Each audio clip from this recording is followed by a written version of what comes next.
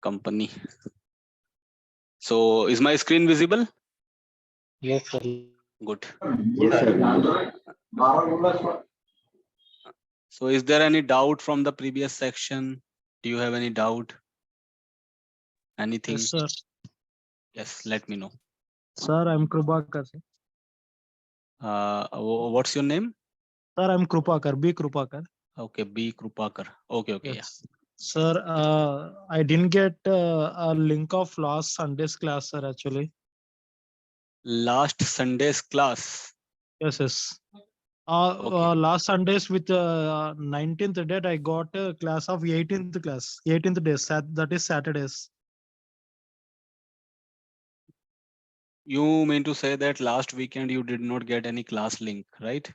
Yeah. I got link. You have pasted you have shared that link in Drive, but I Mhm. got only that is Saturday's class only. But Okay, you the are date talking is about showing recording. recording. Yes. Okay, you got it for Saturday only, not for Sunday. Yes. No issues. I will get it to you. So is this the problem with everyone or it's No, only sir, with, no, sir. let me share it No, again. no, fine.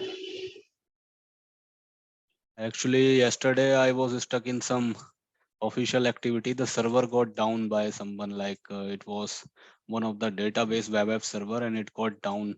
So I have to attend it. From next week onwards, your classes will be on 8 p.m. on the same timing that we have started. Okay. Okay. Yes.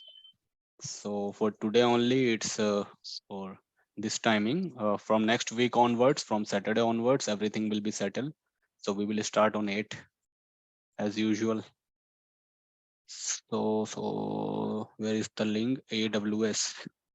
So you did not get the link for Sunday, right? Yes, sir. I got that word sheet only. Word sheet. Okay, you did not get the video. No, sir. I didn't get. Okay, let me copy it. So I am pasting it in the chat box. Check and let me know if you can see the video as well. Okay.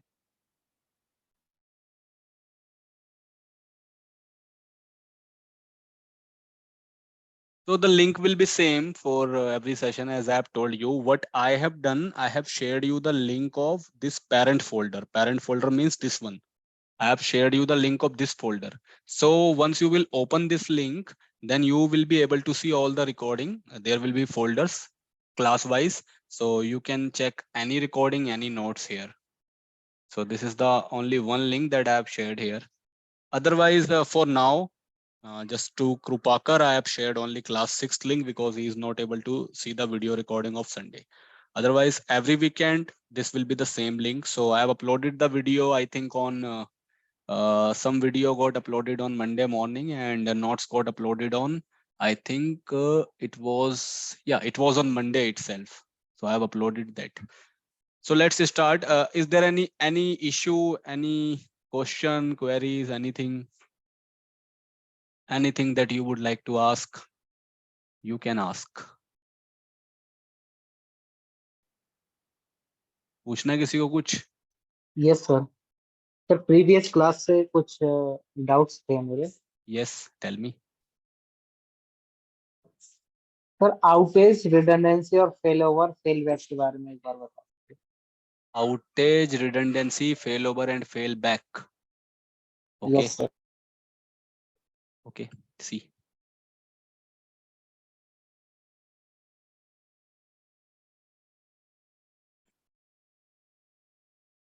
Redundancy, failover, outage, and failback. See, what happens in the company scenario is my voice pitch okay or I should be loud? No, sir, it's okay. Okay. Good. Okay, because you know It's okay, I sir. have been in meeting for so long time, so my voice quality has been reduced today. From yesterday, actually, I'm very puzzled. ये जब server down होते हैं ना, so it creates a lot of problem in company. So see, if we talk about the company scenario, so let's take an example of a web server. Web server means every company, suppose there is a software.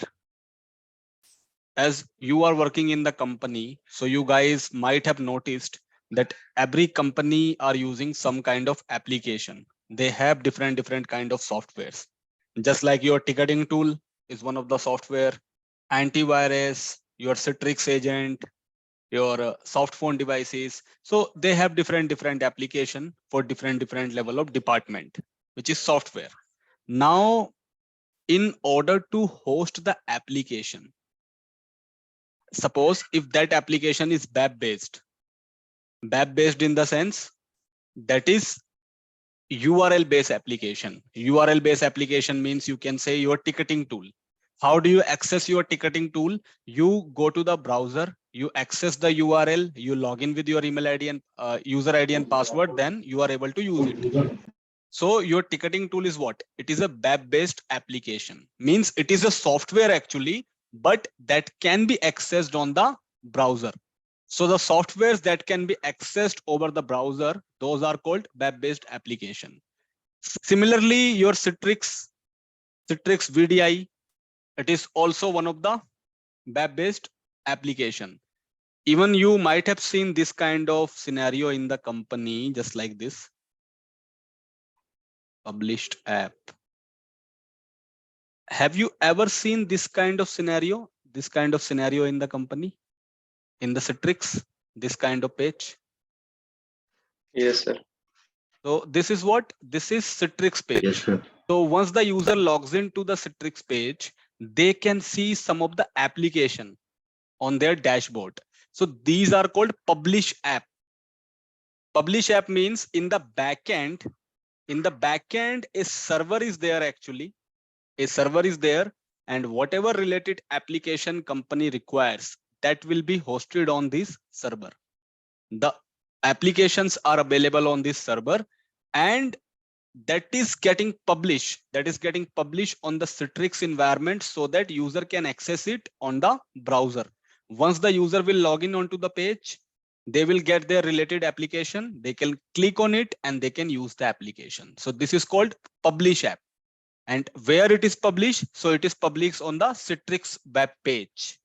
So the software which is available on the website, it is one of the website.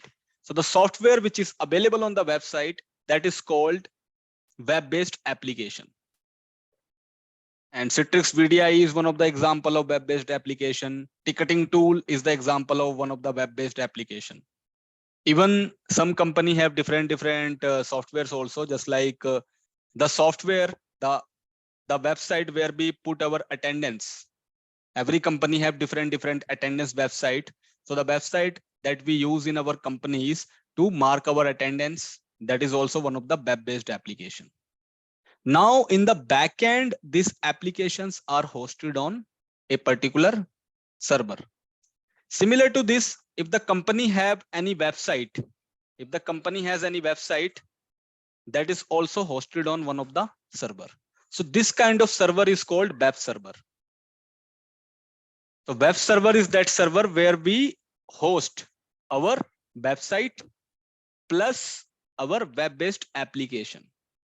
Now through this, it will be allowed to the user. So user can access the software, they can access the website from this server by using the internet connection. That's it. Now, since the application are available, the business applications are available on this server, plus the important website is available on this server. So company cannot endure the downtime. Downtime means server is down. So company cannot afford any kind of downtime. If suppose my application is not running, which is hosted on this server, users are not able to access the application, then they will not be able to work. Just like suppose there are a lot of users in the company who works on Citrix platform, who use this kind of platform. If this Citrix is down, it means user will not be able to work. They will sit idle. So this is called downtime. There is a problem with the server. This is called downtime in the server. So they will not be able to work. And this is what? This is business loss. Because company is paying the salary to the employee and they are not able to work. They are sitting idle.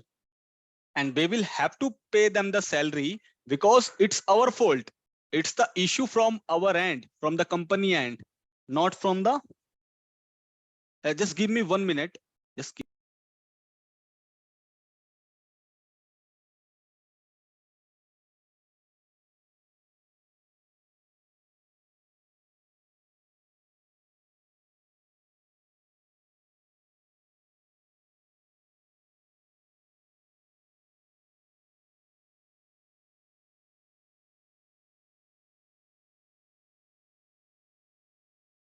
Yes. So company cannot afford any kind of downtime in this kind of servers, because if these servers are not available, then users will not be able to work. That's the business loss. So what company does, if company knows that there are some server which is very critical, that should be up and running every time. So for that, what company will do? Company will create another instance of the same server, means another copy of the same server. If due to any chance, if this server is not available, if the primary server is down, then the load can be transferred to another server. Means by default, all the users are accessing the website and software from this server. But if there is any downtime, if this server is out, if there is any outage, if there is any technical issue, then we can switch these users onto another copy of server so that they can access the website, they can access the softwares. So through this, company can manage the downtime scenario. Company can manage the loss scenarios. So this kind of environment where we are creating the backup server so that in case our primary server is down, so we can switch the traffic to another server just to maintain the uptime. Uptime means server should not be down. So just to manage the downtime scenario, just to ensure that our server should be available all the time, company use this kind of concept, and this concept is called redundancy. Redundancy means the server should be in a group. That group is called cluster. And in this cluster, in this group, if one server goes down, then another one is going to pick the load and it is going to handle the queries of the user. So this concept is called redundancy. Redundancy means always available. One is not available, another one is available. This is called redundancy concept. Now in the redundancy, if one server goes down, if there is an issue with one server, then we can switch the traffic to another server. So that process is called failover. If due to any reason the server is down and we are transferring the users to another server, that is called failover process. There is a failure and we are failing over the traffic to another server, to backup server. That is called failover. So once the failover is completed, now the user will access this server and they will access their application, their website from this server only. But since we have transferred the traffic to another server, it doesn't mean that engineers will sit idle now. Engineer will have to troubleshoot the problem on this server because this is our primary server.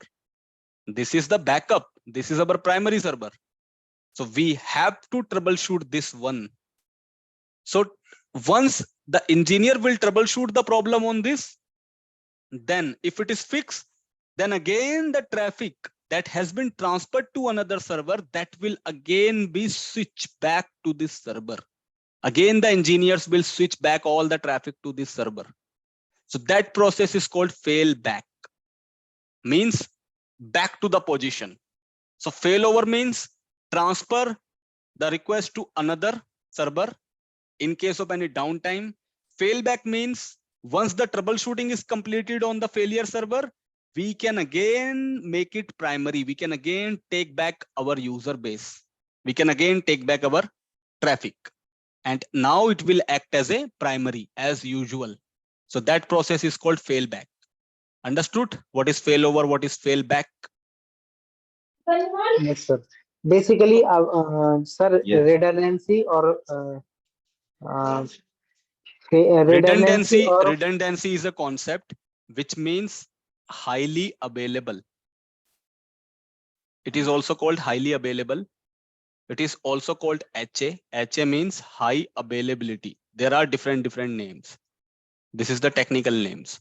High availability means if there is any downtime scenario, if one server is down, there should be another one who can pick up the load. There should not be any down scenario. If one is down, we should have the backup available on another one so that we can minimize the business loss. So that concept is called redundancy. That is called high availability. In order to maintain the redundancy, we have the concept of failover. Means in the redundancy, in the cluster, in the group of servers, if one server goes down, then we will switch the traffic to another one so that there should not be any outage. There should not be any downtime in the company. So that process is called failover. Once the failover is completed, we will troubleshoot the existing server which has problem. Once that is fixed, then again we will make it primary. Again, we will switch all the traffic from secondary to primary server. Again, just like previous situation. That process is called failback. And outage means if there is any outage in the server, if there is any technical issue in the server, that is called outage. So these all categories come under P1 and P2. Priority 1 and priority 2 incident. This will not be counted as P3 because here the server outage is there. Understood about this concept? yes sir, yes sir. Sir, एक Any question और doubt? था Yes. Sir, जो Linux को हम as a server या फिर client वो बना सकते हैं See, इसके ऊपर in the company, Linux will be used as a server. Why it is used as a server? You can use it as client as well, but why a company don't prefer to use it on client? Because on the client end, the end users are working. End user means the employees. Employees can be of any department. They can be of HR, they can be of sales, they can be of finance, they can be of marketing, they can be of IT. Now, in order to operate the Linux environment, the specialized form of operating system knowledge would be required. Like a normal person who does not know about Linux, that person cannot work on the Linux. If you talk about window, anyone can work on the window because what's hard in it? If you will simply, there is a layman, there is a HR person in company, you will simply teach that person that your job is log into the system. Here is a Google icon. Just double click on this. This will open. Then you will access your URL. Suppose this is the URL. You will access this one and you will start working on it. Then that user would be able to understand because the graphic interface is so good in window. If you will make any person understand that, right click on new, create a folder, give any name, the folder will be created. Inside this, you can save your data. So everyone will be able to understand. But when we talk about the Linux, so Linux is complex. If it is being used on the client environment, if any normal user is using that, so it would be difficult for the user to work on it. Because in order to work on Linux, the specialized knowledge is required of the Linux operating system. And we cannot train anyone to work on Linux. In company, we cannot train any employee. They will leave the company. They will simply say that we are hired for finance, we are hired for HR. Why we are learning the IT? So this is not an easy task. This is the first thing. That's the reason on the client end, company don't use Linux. The second reason is the command line again. Nobody can work and remember the command. Since we are into the IT, so it's our job. That's why we are doing it. But the people who are not in the IT industry, they don't need to remember the command, the lengthy command. Even they will not be able to understand and operate it because these are the complex things to understand. So that's the second reason. Again, that's one of the OS reason. Then comes the software reason.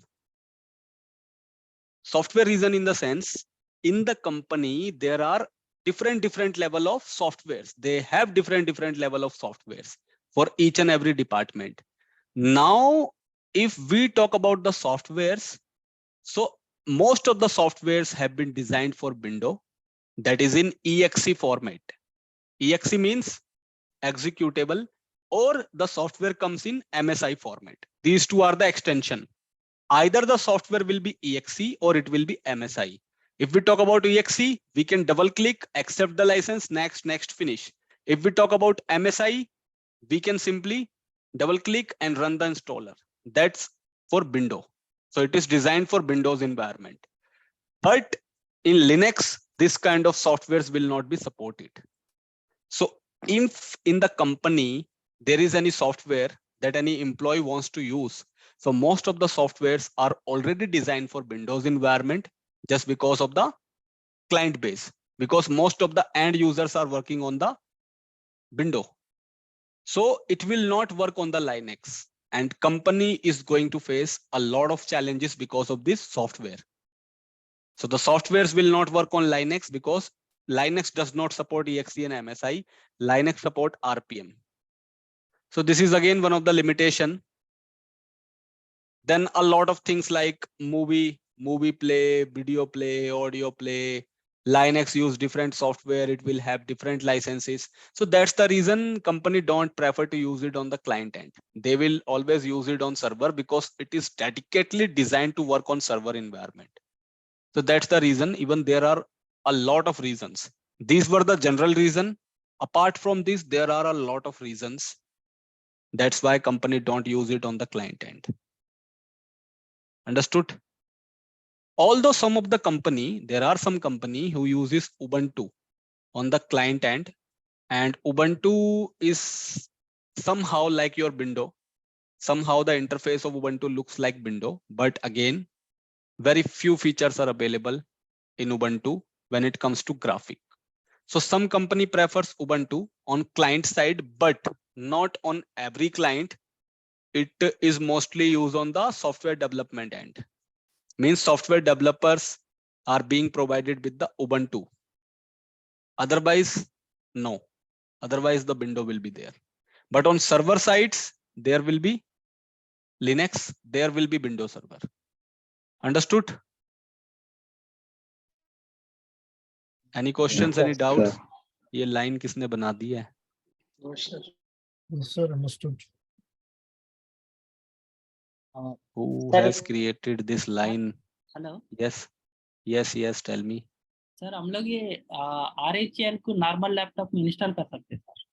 You can, but if you will install it on the normal laptop, then on the base it will be Linux. Then again, it will be problematic because you will have to install the application that will work on the Linux. Just like for the Zoom meeting, you will have to install the Zoom that would be compatible on the Linux platform. Like Zoom has to be .rpm. Normal Zoom will not work. Your WhatsApp application will not work. Your MS Office will not work on Linux. So you will not be able to do most of the things. So that's the reason you, for your personal practice, you should not install it on the base machine. Otherwise, you will not be able to use your laptop at its full level. So always use it on the virtual machines. On the company environment, they will install, if that is an on-premises environment, if that is not on cloud, then they will install it on the base machine, on the base server. If the environment is on cloud, then they will install it on the cloud platform on AWS, Azure, and GCP. That's it. So don't use it on the base machine. Even there is one more thing. There are some hardware. There are some hardware which don't get compatible with the Linux. That's also one of the problem. And if you are forcefully installing the Linux on it, then after some time, your hard disk may crash. If that is not compatible, if the package is not compatible with the hardware, then after some time your hard disk may crash. So that's the reason it is not recommended to install it on the base machine. Always install it on the virtual machine, because in the virtual machine it is not going to impact your direct hardware.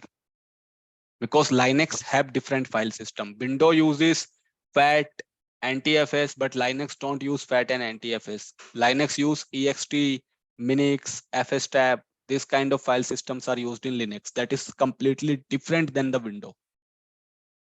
So the partition style of window is your MBR GPT, but in Linux it is EXT and Minix. So again, if your hard disk track is not compatible with the EXT and Minix, then after some time it will get crash, because most of the hard disks have been designed to work with NTFS and FAT, MBR and GPT.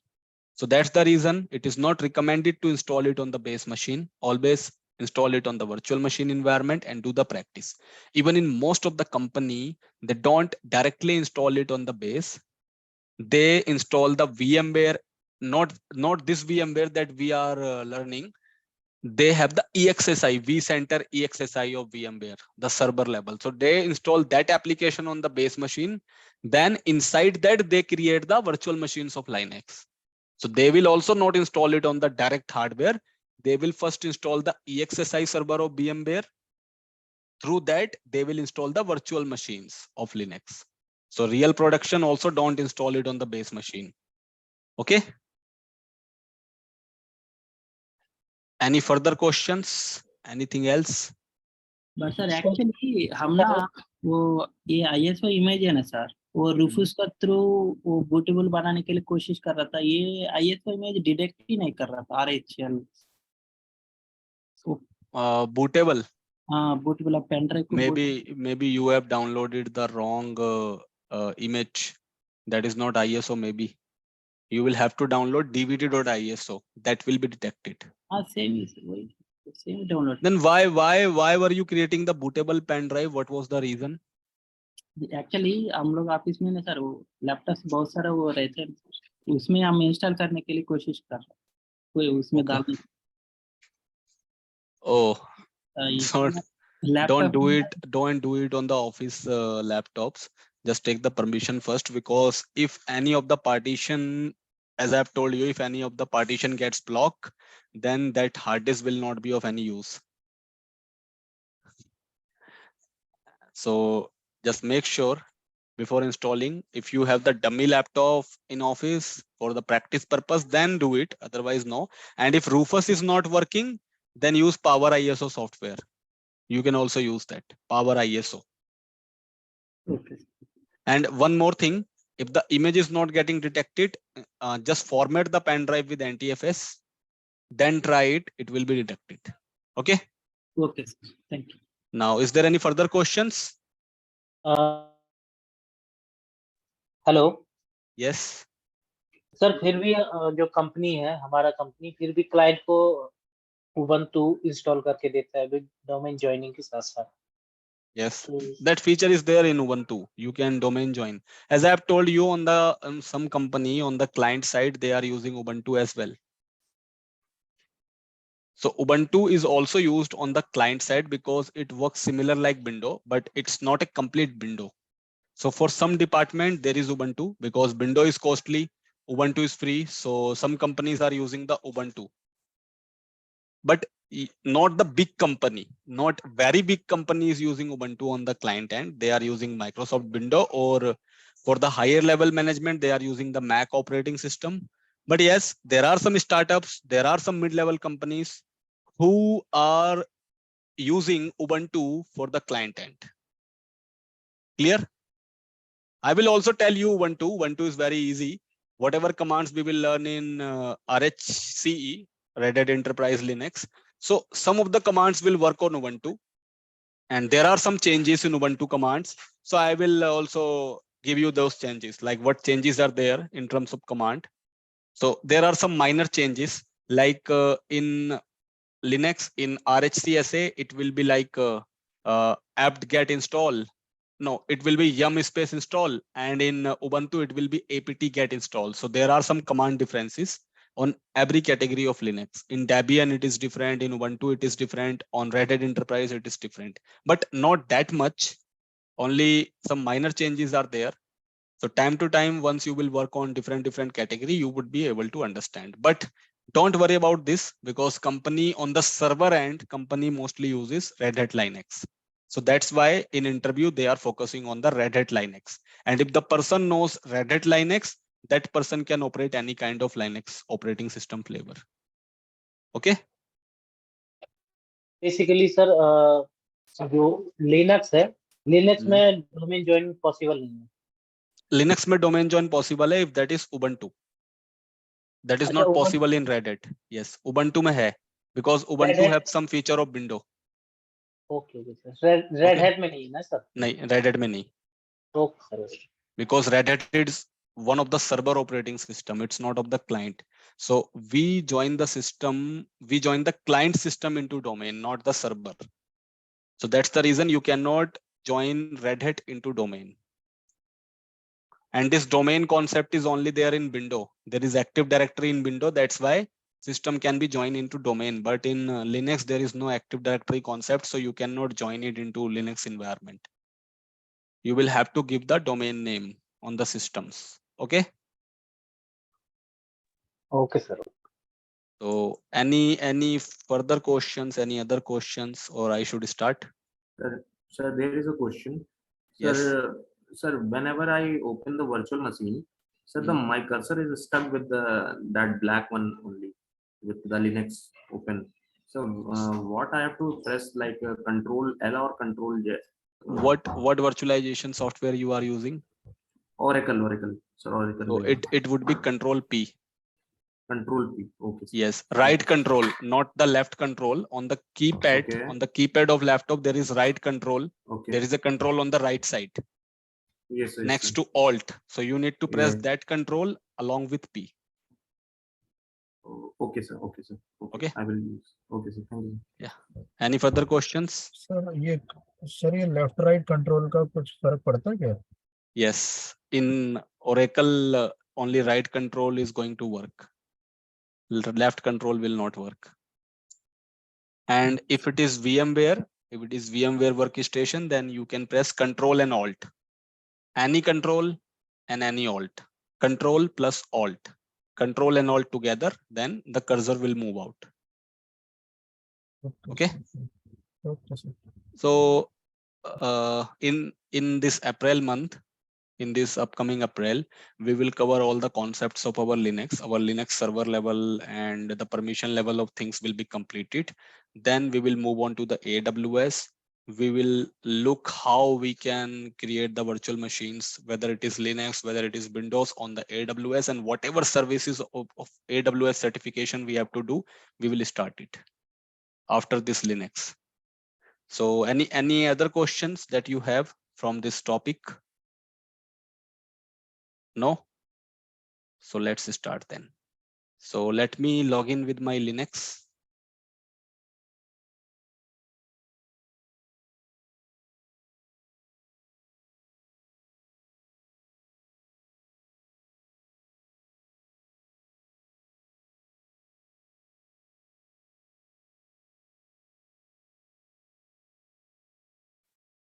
If I share my screen, this becomes the problem that the top cursor does not come.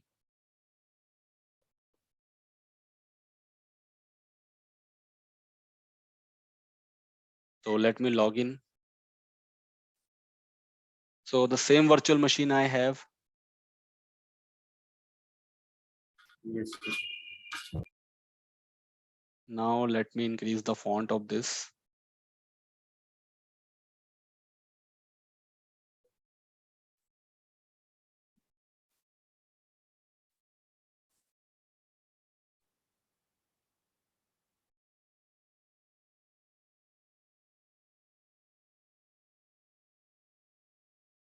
That's the reason I don't like Oracle VirtualBox. Chota sa. But I don't have the key of, I have the key, but I don't want to use it on my new laptop. That can attract the viruses, and I have the real operating system, real MS Office, and real antivirus software. So I don't want to make it complicated. Wait.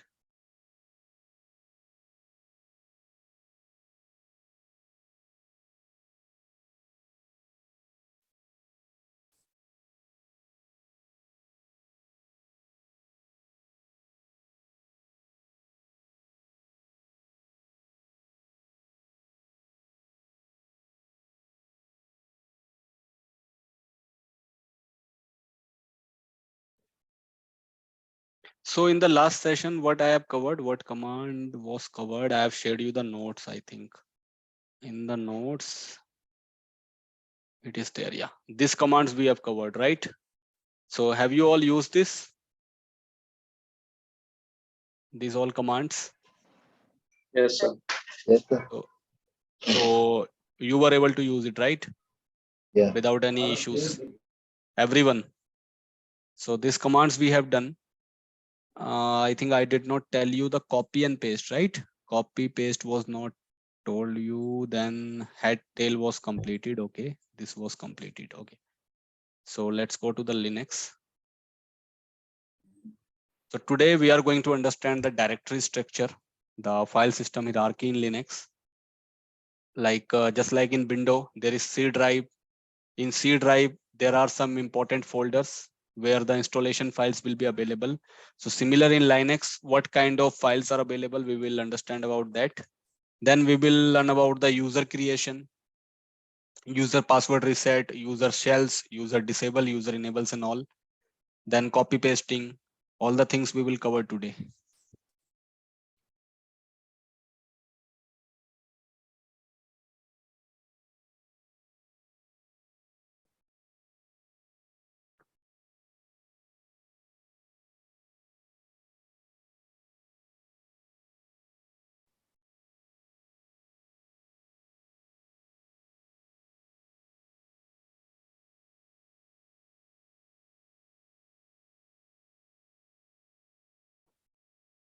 There is a problem with the screen share. Why it is happening? Let me stop the sharing first. Wait. Two control navigations are coming on the screen share and I am not able to use it. Now the orientation I am changing is this. Apply. Keep changes. Now let me share my screen.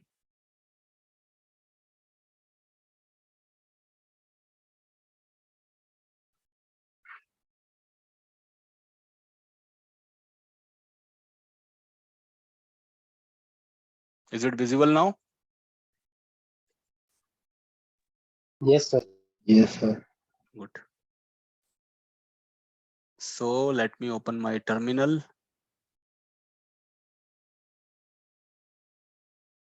So that's my terminal. Now, so far we have seen how we can create the folders, how we can create the files, how we can remove it, how we can delete it. What are the difference among RM space minus RF space file name, RM space minus R space file name, RM space minus RBF space file name. So those things we have seen, how we are going to edit a file, how we are going to check the content in a file. So that has been covered. Now, suppose you have a data and you want to copy it. Suppose, let's go to the desktop. In order to go to desktop, this is the command cd space desktop. Here, if I will use ls, then you can see currently we have two folders, B1 and T01 on the desktop. My present working directory is what? I am sitting in the desktop right now. I am in the desktop. Here you can see I am available in the desktop and I have two folders, B1 and T01. So suppose I am creating another folder in the desktop. The command was mkdir space folder name. So I am suppose I am giving the name as GO1. The new folder name is GO1. There is no error. It means folder has been created. If I do ls, I can see now there are three folders, B1, G01 and T01. You know another command as well, like you can use ll long listing. So from here also you can see the file and folder which is available on the platform, which is available on this particular location. So currently you can see we have B01, G01 and T01 as part of the directory, as part of the folders. Now inside the G01 folder, I want to create a file. So I'm creating one of the file inside the G01 folder. So how to do it? Okay, before doing it, let's do one thing. On the desktop, I am creating one of the file. So directly on the desktop, I am going to create a direct file, not inside any directory. Let's create a file. So there are different command to create the file. You can use touch space new file name. You can use vi space new file name. That's up to you. There is one more command, cat is greater than file name, that you can also use. So suppose I am using touch space and the file name, suppose I am giving is F1. F1 is my new file name. Enter. No error. It means file has been created. If I will do ls on the desktop, then I can see F1 file is available on the desktop. It is saved on the desktop. But if I check what content, what things I have written inside that file, so I will use cat. I have shown you this command as well. So cat space file name. So my file name is F1. So currently you cannot see any content here. So in order to create the content, in order to do anything inside the file, because touch creates the empty file. So what you will do, you will go to vi space file name. Enter. Now we are in the editor mode. Here we need to press I so that we can do the editing. After this, whatever you want to write, just do it. This is my file. I will change it, whatever. Then in order to save it, escape, colon, WQ, enter. Now it has been saved. If I again check cat space F1, then I can see inside this, these things are written. This is my file. I will change it. Now what I want to do, I want to copy this F1 file. This F1 file I want to copy in this G01 folder. Currently it is saved on desktop. It is on desktop now. I want to copy it to the G01 directory, to the G01 folder. So simply I can use the copy command. The copy command is cp space source. Source means from where the file or the folder is available. You can use this command to copy the file as well. You can use this command to copy the folder as well. Whatever data you want to copy, you can use the cp command. So cp space source. So what is your source? From where you are going to pick the data, from where you are going to copy the data. So my source is what? Currently I am sitting in desktop and my file is available in desktop. I am in desktop right now and my file is available in desktop. So what is the name of my file? It is F1 space. So cp space, I want to copy F1. So F1 is my source space where you want to paste it. So I want to paste it inside one of the G01 folder. That is my destination. If I press enter, no error. It means there is no issue. If I do ls, then on the desktop, I can see B1, F1, G01 and T01. I can see this. Now, since I have copied it, I have copied the file. So it should be inside the G01 folder. So let's go inside G01 folder. So what is the command? cd space folder name. Enter. What's the name? G01.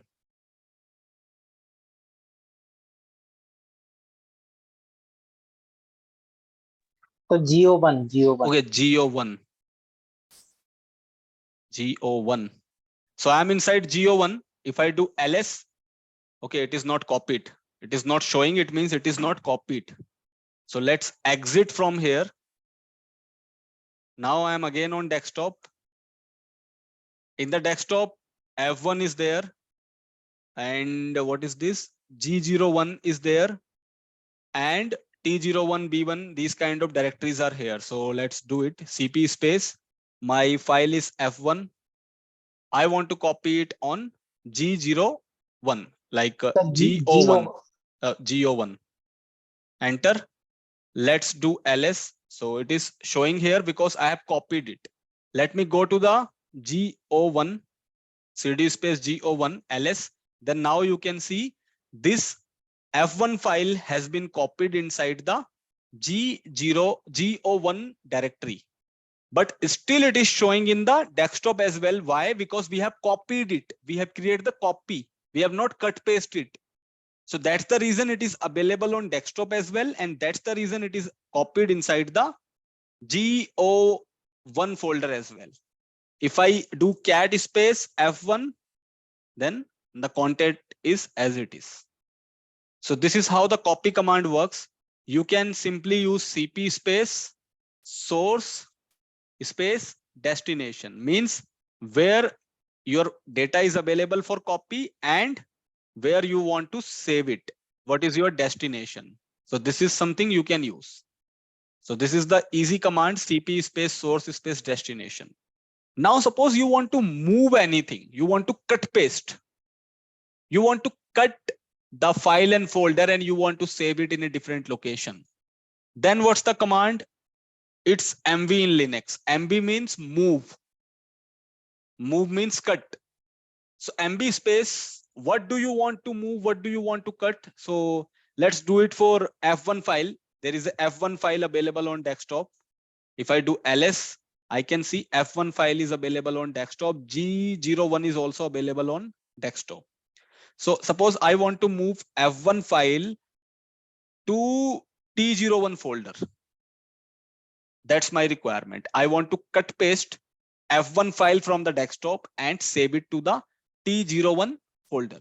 So let's see first what is saved inside T01 folder. So how we can check it? We can go inside the T01. So CD space T01, enter. Now we are in T01 folder, ls. So inside this, there is boss and F1. I have earlier copied it. That's the reason it is coming. Like I think in last session I have done it. So that's the reason it is coming. So let's delete these two files first from this folder. Let it clean. So rm space boss, enter. Then rm space F1, enter. Now do ls. So there is nothing now. So this T01 folder is empty. It is clean. It is free. Now let's do it. So let me exit from here. Let me go to the desktop first. In the desktop, if I will do ls, I can see there is B1 directory, F1 file, G01 file, G01 directory, T01 directory. Now I want to cut F1 file from the desktop and save it inside the T01 directory. So the command is very simple. MB means move space. What is my source? My source is F1 file. I want to cut F1 space. Where you want to save it? So I want to save it inside T01 directory, T01 folder. That's it. Enter. Now if I will do ls on the desktop, then you cannot see F1 file here. Let me drag it to the top. So I am on the desktop. If I will do ls, F1 file has been removed here. There is no F1 on the desktop. But where I have saved it? So I have saved it inside CD space T01 folder. So T01, I am inside T01. If I will do ls, I can see my F1 file. So this is how we can cut paste the things in Linux. So the cut paste command is MB space source space destination. Copy command is CP space source space destination. That's it. Clear? Any doubt, any questions? Yes, sir. Good. So copy paste command, like basic things have been covered. How to create file, folder, copy, paste, date, time, history, and everything that has been covered now. Now let's understand the file system hierarchy in Linux. File system hierarchy in the sense, let me go out.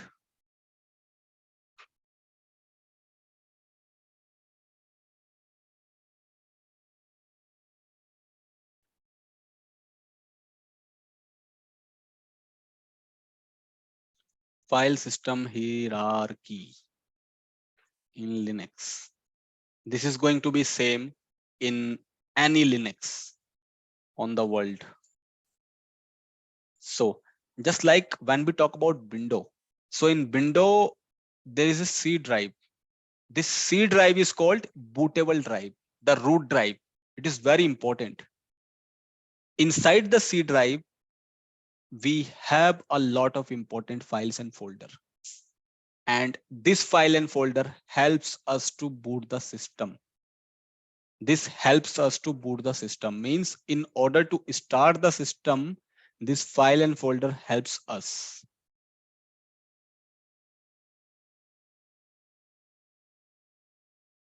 So in order to start the system, these file and folder helps us. Just like if I go to the Windows in C drive, in Windows, these are the important folders which helps us in booting. There is a boot folder inside this boot. This boot folder contains the booting file, means the startup files of window. And this helps us in starting the window. If any of the file gets corrupted here, window will be corrupted. All the user information is available in the C drive. If I go to my C drive, if I go to my user, I can see all the users. So currently I have only one user. So you can see the profile here. All the download data, document data is available. All the download data, see, this is in my download folder. So user contains data are also available here. Then whatever software you have installed, whatever inbuilt software is available, that is inside the Windows System 32. This one, System 32, this one. Inside this, you can see all the inbuilt application. Just like what is inbuilt, Notepad is inbuilt. So you can see the Notepad, you will have to search for it. Notepad. Here you can also see ncpa.cpl shortcut. See, whatever shortcut commands we have, whatever inbuilt software we have, see Notepad. So it is inside the System 32. You can click on it and you can open. MS Paint is inbuilt. So MS Paint is also here. If you search for MS Paint, you would be able to find it. See, BitLocker is also here. This is the shortcut command. So whatever is available inside the operating system, it is available in the System 32. So you will have to search for it. Then you will be able to find the Paint as well. You can search it from here as well.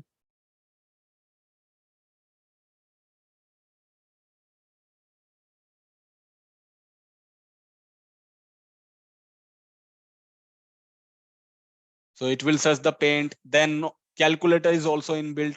So it is going to search the calculator. You will have to search it. It is taking some time because there are a lot of files and folder inside the System 32. That's why it takes some time.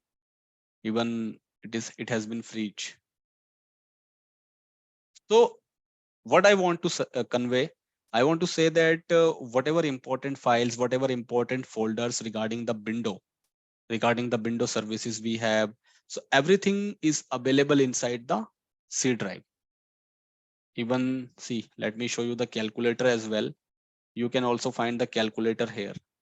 The thing is, you need to just find it. It takes some time because there are a lot of file and folder. So you can do this practice in your personal laptop. You can search for certification, certificate manager, all the shortcuts, all the inbuilt application, everything is here. Even driver, there is a driver folder as well.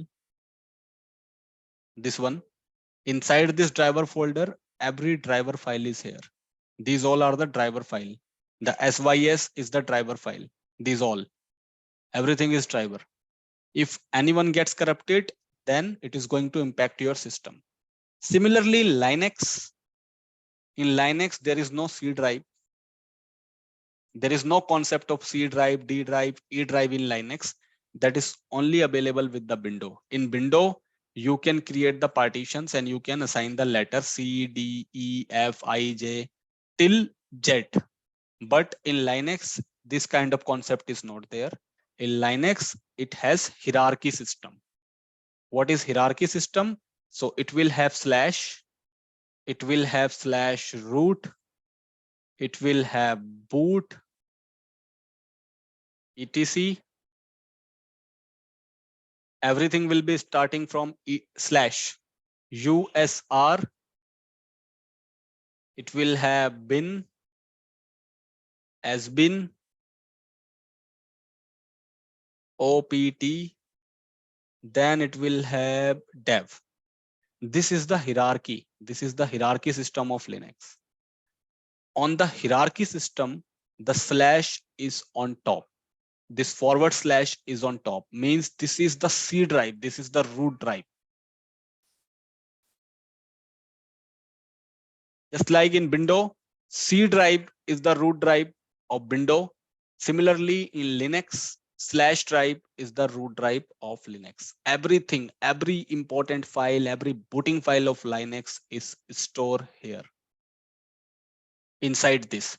So it means whatever important things are there, everything will be under the slash. Everything will be under this. And this is called mount point. Here you can see whatever name I have written, I have put one forward slash in front. Why? Because these all directory, these are the folders, and these all folders are inside this slash, inside this, because this is the root directory. Just like in Windows, everything is inside the C drive. Every important configuration is inside the C drive. Similarly, these all are the different folder in Linux: root, boot, etc, user, bin. In Windows, it's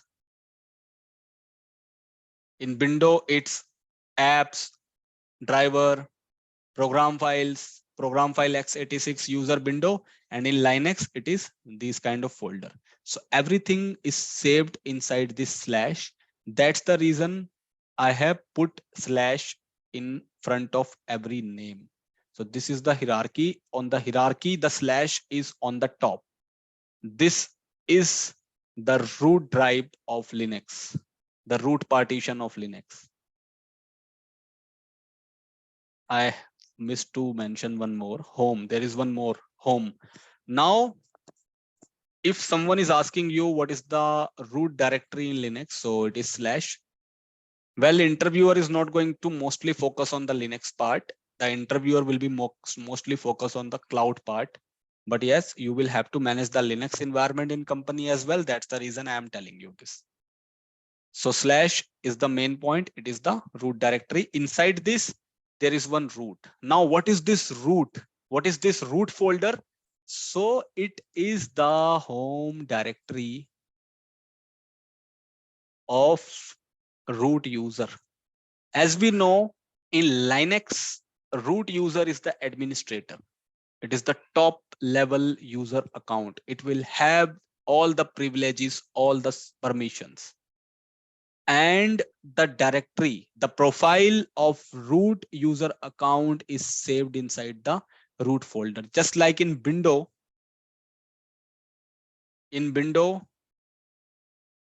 whatever user accounts we have in system, we can go to users and we can see their information. Currently, I have this one. And if I open it, this is my profile. Profile means my download data is here. My desktop data is here. See, this is my desktop data. These all data are available on my desktop. You can see. So this is called my profile information in Windows. Similarly, in Linux, whatever user is logged in, so the desktop, the document, the download, every folder, every related profile information of root is available in the /root directory. Means inside /root directory, the information of desktop of root user, information of download folder of root user, information of video, information of music folder of the root user will be available only for the root. Just like in Windows, from whatever user account we log in, we get the specific profile for that user. We get the desktop for that user. We get the document for that user. We get the download for that user. Similar thing applies in the Linux. If you are logged in with the root user, with the main user, then home directory means document, download, desktop. So the information of root user will be inside the /root directory. And if you are logged in with another user, not with the root, suppose you are logged in with test user, Ramesh user, the user that has been created by root, that is a standard user, non-privileged user.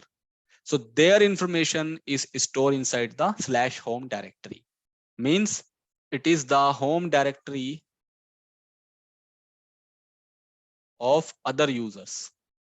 Apart from root, rest of the user's desktop, download, document will be available inside this location. For root, this is the main directory. For other users, this is the main directory. Then if we talk about boot, so inside the boot folder, just like in Windows, there is a boot folder, C drive, Windows, boot.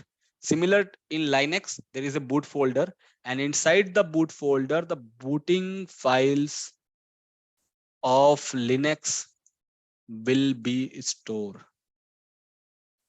Means whatever important files of Linux is there, which helps in booting, which helps in starting the Linux, it is available inside the /boot directory. Then comes the etc, etc. You can pronounce it as etc. So etc, in etc you can see the configuration files.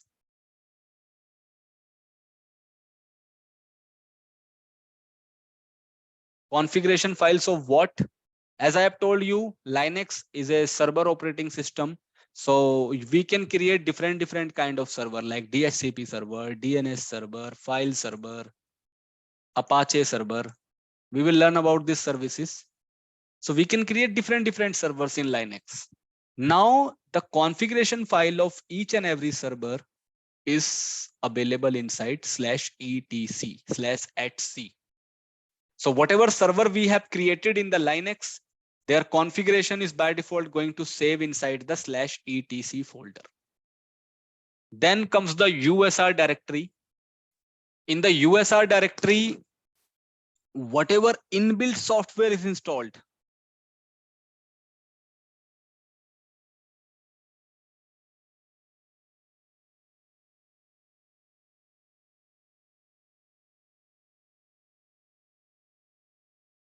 whatever inbuilt software is installed in the Linux, just like in Windows, what are the inbuilt software? Notepad, WordPad, calculator, MS Paint. These are the inbuilt softwares in Windows. So in Linux also there are some inbuilt software. So whatever inbuilt software we have, that is saved inside the USR folder. In Windows, where it is saved in C drive, Windows System 32. Just like I have shown you one of the Notepad. So whatever inbuilt application is there in Windows, it is there in C drive, Windows System 32. In Linux, it's there in USR /USR. Now /bin. The next one is /bin. So in the /bin, it contains command used by all users. Means whatever user account is available in the Linux, whatever command they run, those command information is already there in the bin. Bin means binary, /binary. So whatever command the user run, suppose what command we have learned so far? Folder creation, file creation, date, time, history, copy, paste, a lot of things. We have almost covered around 40 commands so far. So whatever commands we have run, there are some command which can be run by the normal user. There are some command which can be run by the root user. Just like normal user cannot delete another user account, but root can do because root has the power. So the normal user account command, just like test user account, any other user account, apart from root, whatever user account is available on the system, that is a normal user account, that is a standard user account. So whatever command they can run, that information is available in /bin. Just like in order to create the file, what command we have seen? Touch space file name. Suppose we have given F1 as file name. So this is the command that user can use in order to create the file. But apart from touch, suppose I use this command, tech space F1. And if I am thinking that with this command, I would be able to create the file in Linux, I'm wrong, because that's not a correct command. The correct command is touch space file name. Similarly, in order to check the content of any file, what is the command? Cat space file name. So if I will use COT instead of cat, then I will not be able to check the content.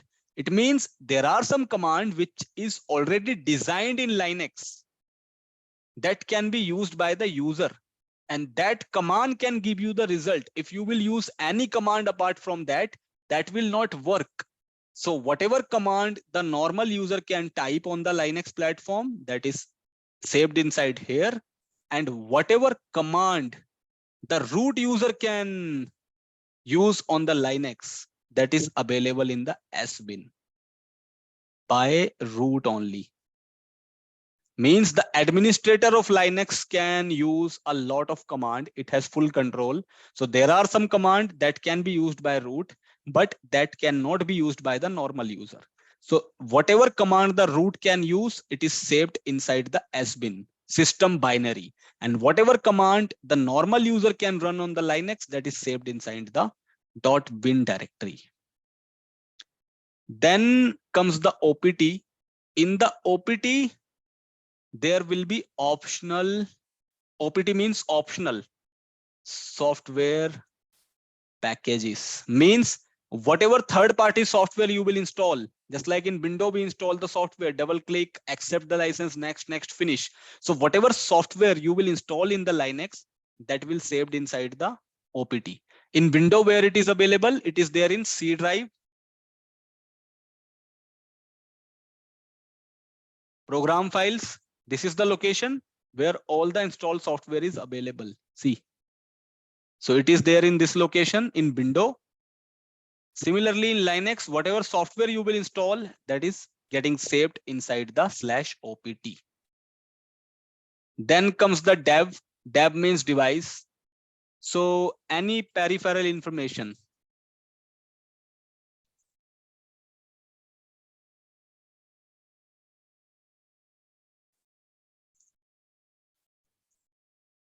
Any peripheral or the device information. Peripheral or the device means whatever hardware is attached with your Linux. Just like if you attach any external mouse, any Bluetooth, any headphone, any pen drive.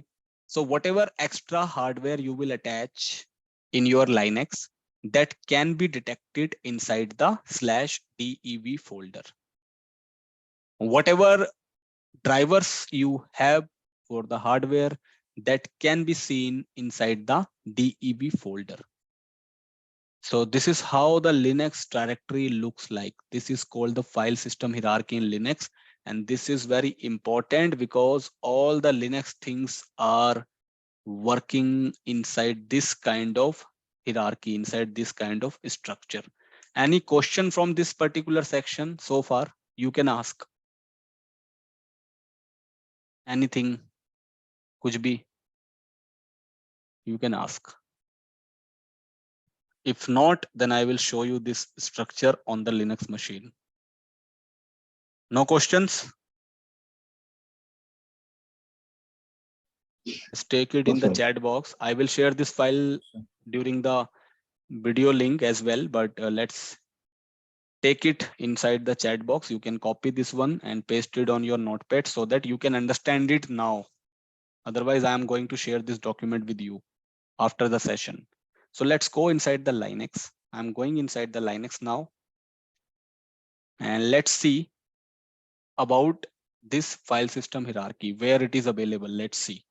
So what I'm doing is I am switching it to the root user so that we can run most of the command. Let me connect my laptop charger first. It's about to get drained. Where is my charger?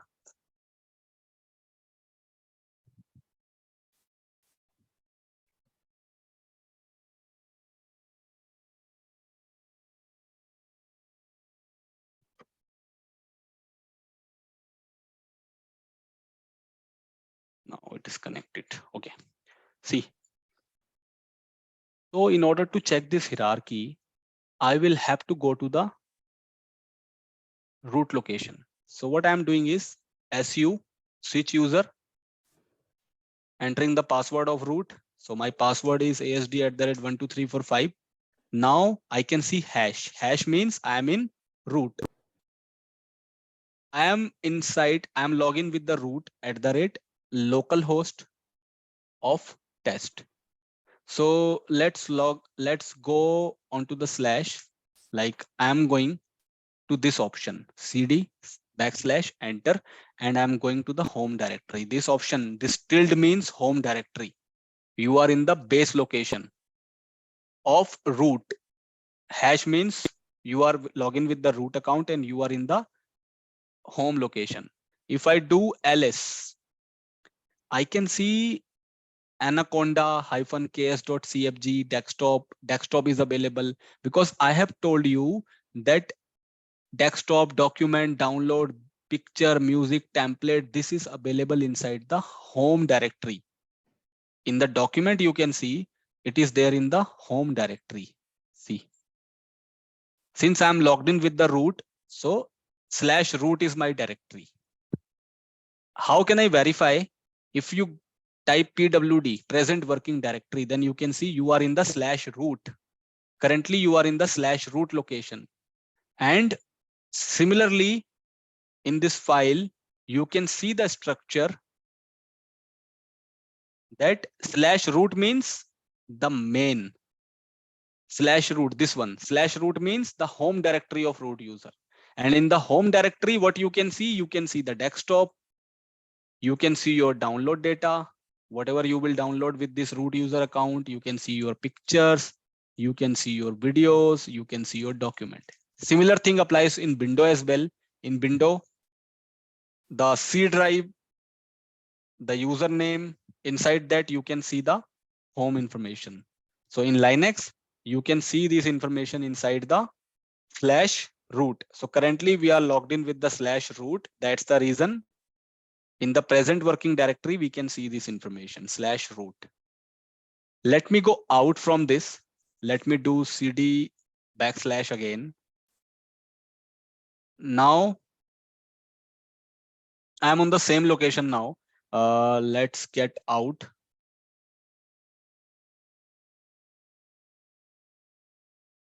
See.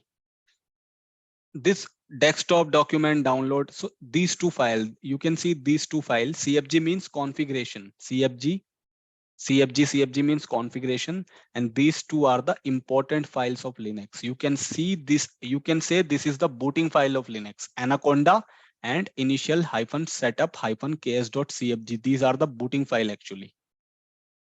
And whatever is saved in the desktop document download, that you can verify from here. Now, what I want to do, I want to go to the root directory. Means I want to check this information. I want to check these all information, where it is available. So I want to check that. So in order to go to the root directory, cd / enter, because I want to go to the / directory. / means main. This one, I want to go inside this, because as I've told you, everything is available inside this. These all options are available inside this /. That's the reason / is here.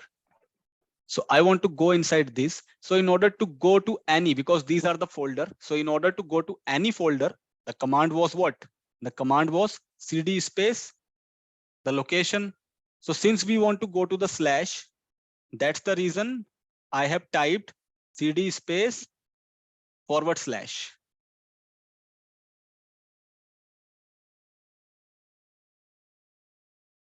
That's the reason I have used this command cd /, because I want to enter into / directory. So enter. Now you can see the option has been changed here. Now you can see this tilde option is not coming. Earlier it was tilde. Now it is coming as / because we are in the / directory. Now let's see the options here. So in the / in this directory, if I check pwd where I am, so I can see I am in the root. You can see the / there. So we are in the root now. And if I do ls, enter, then you can see all this folder. that I have told you. Bin is here, boot is here, tab is here. See, everything is here. What is happening with my mouse?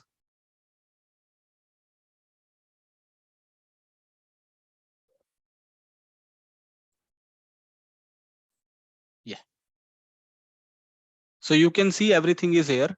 This bin, this boot, this dab, etc. Lib means library. Lib64 means library 64. So it is one of the configuration file in Linux. So this is not very important. That's the reason I have not pasted it here. That's the reason I have not explained this. Media means for CD and DVD. So earlier days, it used to be CD and DVD. So if you will insert any CD and DVD in the Linux, then it will be detected in the media folder. MNT was earlier used. Nowadays, it is not used. So earlier, in order to detect any pen drive, we used to see it in the MNT folder, mount folder. Then pre-ROC, this is one of the configuration file in the Linux. So we will see this later on, not now. Then you can see SBIN, SRB, sys, TMP, USR, VAR, bin, boot, dev, etc, home. So whatever we have seen in this particular document, you can see all these particular folders inside the location, inside this location. If suppose I go to any location, suppose let's see the booting file. I want to see the booting file of Linux. So where it is available, it's in /boot. So let's go to the /boot and let's see the booting file of Linux. So as I've told you, in order to go inside any file, this is what? This is our folder. This is the directory information. Here you can also see the colors. So in order to go to any directory, what is the command? CD space directory name. So I want to see the boot file. So I will type CD space boot, enter. Now I am in what? I am in boot. I am inside this. And I want to see the booting file of Linux. So I am inside the boot directory. I will use ls.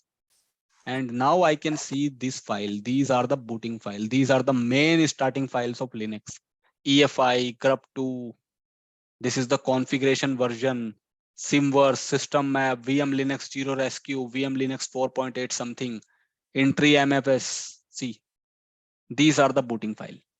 During the start of Linux, once you will restart the Linux, then you might have seen, you might have noticed these two options. VM Linux 0 rescue and VM Linux 4.18. And you select this option, you press enter, then you are able to log in. If in case my Linux gets corrupted, then I can go to the rescue mode. This is the rescue mode. Sir, So there are two options during the start. Yes. sir, these all are the directories, na? Yes, Sir, yes. boot, dev, and Yes. These all are the Sir, directories. sir, bin is also directory, but the color Yes. is why the color is changed here? The library and the bin folder and the SBN folder. So the Yeah, see, SBN yeah. It is because of the user. Just like you are logged in with the root. So in order to differentiate that you are logged in with the root, and these are the important folder. Just like in bin, I've told you that the information of user commands will be available. So that's the reason the color is by default change. This is the default hierarchy in the Linux. Like just to differentiate that you are logged in with a different user and these folder belong to different user. That's the reason the color code is changed. Okay, sir. Otherwise, it has nothing to do with the configuration. Okay, sir. Okay, sir. So these are the booting files. Let's go out. In order to go out, CD space, double dot. Now I am out. Now where I am in the / directory again. If I will do ls, I can see all this. Now suppose I want to see, let's see this one. Let's see this one first, sbin. So sbin contains the command used by root user. So if I will do cd space /sbin, cd space sbin directly, because I want to go inside this and press enter. Now I am in sbin. And if I will do ls, see here you can see a lot of commands. These all are the command actually. These all are the commands in Linux that can be run by the administrator that can be run by the root. So in the /bin directory, it contains the command that can be used by root user. So whatever command the root can use, that is available inside this. These all are the command actually. These all, see, there are a lot of commands. These all are the commands, see. It's on the top as well. You need to use head and tail in order to check the 10 line, 20 line, because this is very lengthy. This command is very lengthy actually. It's on the top. So let's remove this. Let's run the clear command. We are in SBin. Let's go out. Now we are out. Let's go inside bin, cd space bin / enter. Now we are in bin. If I will do ls, these are the command that can be run by the normal user. See, normal user can run these kind of commands in Linux. These all. This is also on top, so you will have to use head and tail because there are a lot of command. It will be in around thousands. So all the command information is there in bin and sbin. For root commands, it is in sbin. For normal user command, it is in sbin directory. It is in bin directory. Similarly, all folder structure have different kind of environmental variables. They have different kind of purpose. Just like all the server configuration will be there in the @c. So if I go to the @c location, currently I am in bin directory. I want to go out, cd space /. I am out now. Let's go to the bin. So cd space bin, enter. Now I am in bin. If I will do ls, so here you can see, okay, we have seen the bin. We wanted to see the @c. Bin I have told you. So cd space etc, enter. Now we are in etc. If I will do ls, these all are the server files in Linux. These all are related to servers in Linux. Server configuration file, fstab, fuse, fbg, wt. So these all are server related files. And all the information is inside the etc. So this is how the file system infrastructure, the file system hierarchy works in Linux. So you will have to do the practice of this. You can one by one go inside this location and see what kind of things are there, so that there can be a picture in your mind that, okay, in this particular thing, I would be able to see this kind of environment. This is very important in Linux. If you will understand this file system hierarchy, then most of the Linux things you will be able to understand. Clear? Any questions, any doubts? Anything? No. So just do the practice of this. I have pasted the command in the chat box, and maybe by today night, if the video will be processed, then I will upload it. Otherwise, for sure, by tomorrow morning, you will get it. So you can start your practice now. Let's understand more.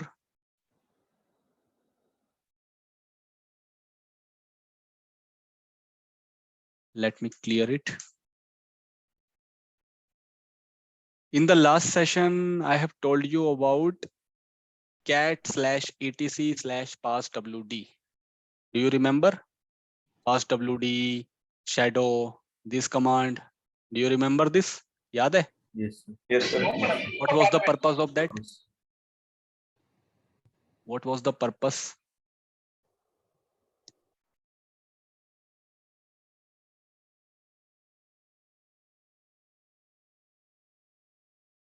The purpose was, in case I want to check how many users we have in the Linux, then we can use cat/etc/passwd. Enter. उसमें head और tail भी use करते थे. Yes, just to check the few lines, we can use tail, like few bottom lines and few top lines, we can use head, few bottom lines, we can use tail. So what was the reason? What was the reason behind this? cat/etc/passwd command, in case you want to check how many users are available in the Linux, how many users you have created. So you can simply use cat/etc.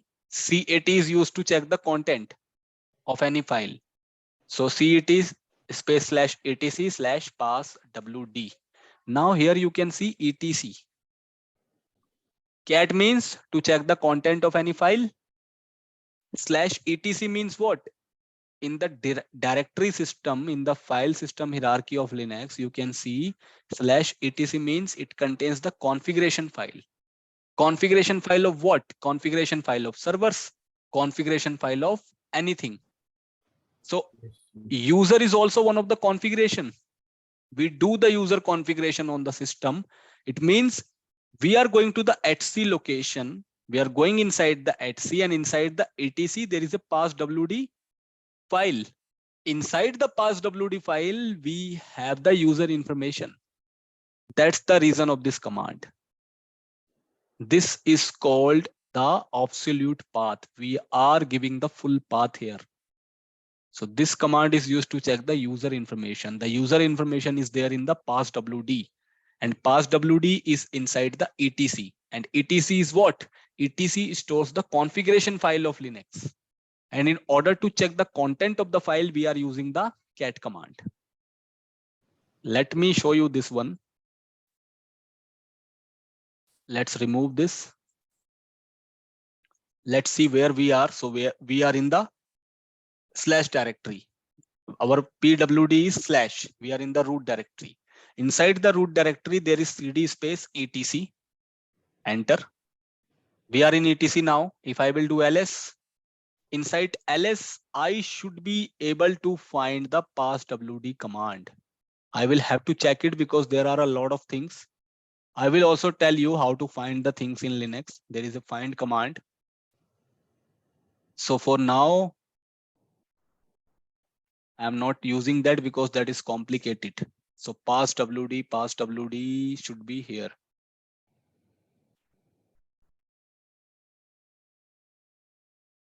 Very complex to find.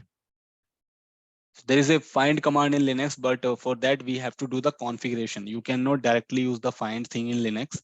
You have to make some configuration. So inside this, on top, there are some more commands. See, on top, there are some more commands. So you will have to find it out where the passwd is available. So passwd is inside this location, inside this file. That's the reason we are using the, even you can see the DHCP also, see DHCP. So every server and every configuration file is stored inside the etc folder. So that's the reason we use this command. That's the reason we are using cat space. We are going to etc location and we are going to passwd inside etc. Then we are able to check the user information file. This is the user information file. And you can see there is no extra user information. What user I have in my system? I have the test. You can see test, this one. On the bottom, this one. This is my test user. Test :x:1000:1000. This is my test user. And on the top, I have root because root is the top user. So that's why it is on top. See, root. This one. Apart from this, there are some another users as well. These are the system users. As I have told you, there are 3 kinds of users in the Linux: root user, system users, and normal user, the standard user. So currently I have test user as a standard, and I have root user as a administrator. How will you identify? So there are some value, there are some number. This I will tell you in the next session. How will you identify whether it is root, whether it is system user, whether it is normal user, because there are a lot of users here. So how will you identify that if this is a normal user, if this is a system user, or if this is a root user? So there are some number system. Just like here you can see 1000. In the root you can see 0 value. So there are some numbers. This is predefined number. I will discuss this in the next session. Then in order to check the password, the store password of the user account, the command was cat space /etc. This has also been discussed. cat space /etc/shadow. Shadow. So from this, you can check the password of the user account. So the test user account password is on the down. Here you can see there is a very big password, test $6 something like this. And this is in the encrypted format. And how it is encrypted? SHA 512. SHA-512 algorithm. Linux uses that algorithm to encrypt the password. So this was related to the user password and user information. Now we have also discussed about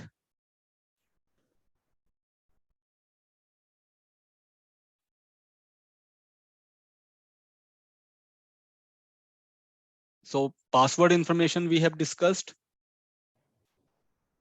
Password store information, it is in shadow. We have discussed that also.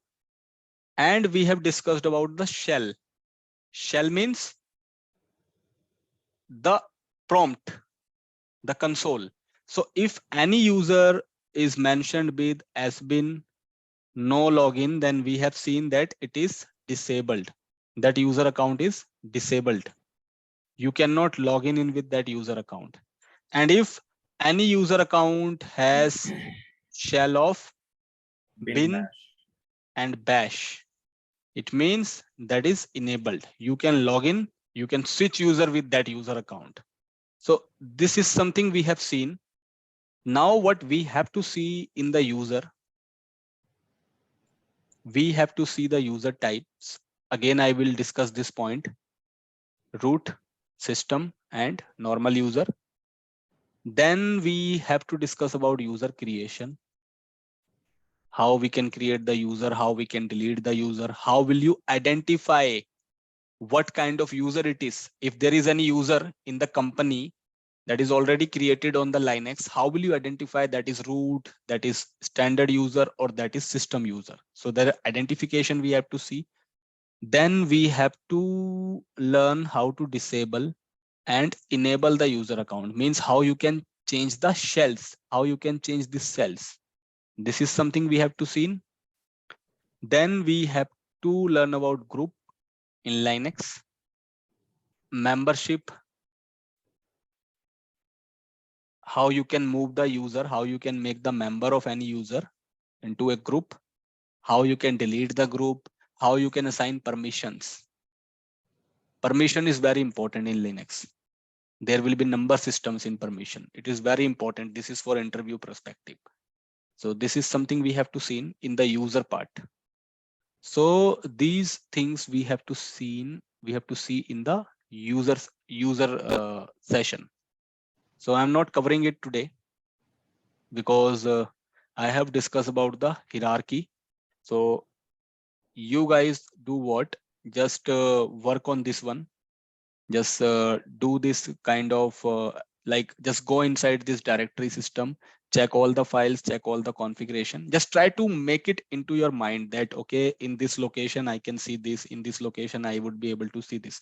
So just try to play, like in case if I ask you that how you can check the configuration inside the bin. So you should know that how in Linux I can go inside the bin, because in the real company, most of the time you will have to go inside these locations.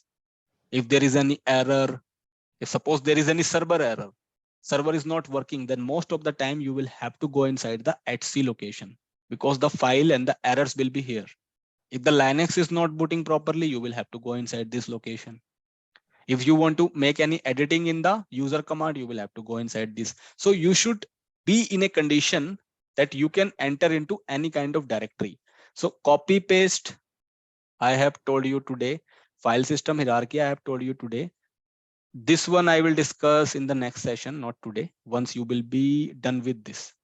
So do it by this week only, because I will be fast from the next week now. Like from these 2 or 3 sessions, I will be running slow. so that you can understand the basic thing.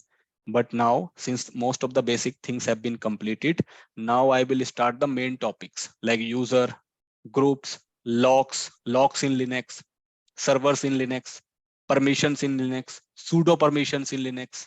So these are the advanced topics: pseudo permissions, the partition hierarchy in Linux, the software installation and update in Linux. So these kind of important specialized topics I am going to start from the next weekend. Basic is almost done. Just you have 1 week, just do the practice, just make yourself familiar with the Linux, because from the next session, I will not be repeating this. I will be running fast. So once I am running any command on any shell, you should be in a condition to know that what I am doing. Just like if I will have to create a folder, then I will not tell you how to create the folder now. I will simply create the folder. So that's the reason I was running slow, because Linux was very new for you. So from the next weekend, it will be on 8. The timings will be updated on the portal. And just be with your questions on Saturday.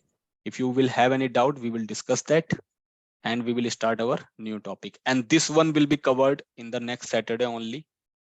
This will take 1 session. On Sunday, I will start new topic. So by this April, we would be able to finish the Linux, including servers, so that we can start our AWS now. Okay. Yes. So this is for today. You can just copy this from the chat box. Just copy it. I will also upload this file. Maybe in the overnight, I will upload the video and the file. So you will get it by tomorrow morning. And Anamika will also share you the link. So the link will be same. It will be same till our AWS session. I will be using the same link. So you can check it overnight. Otherwise, morning you can get it. Okay. So once I will share the link with Anamika, she will share with you. Don't bother her. Once I will share, then she will share. Otherwise, she is not going to share anything. So let me save this one so that I can share it with you during the video sharing session. This has been shared now. And let me shut down the Linux. So what is the command to shut down the Linux? Anyone? Init 0. Init space 0. Yes. INIT space 0, enter. Shut down.